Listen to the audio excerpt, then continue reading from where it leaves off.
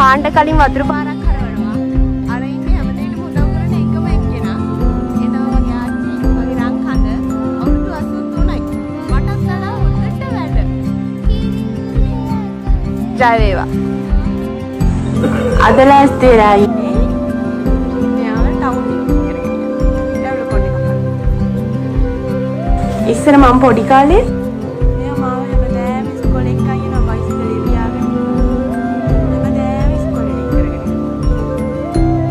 ඉතින් කවදා හරි දවසක මගේ කියන වාහනයක මොනවත් මෙයාව එක්කන් යනවා.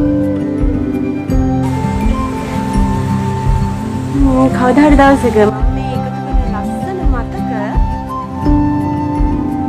මට ලස්සන අතීතයක්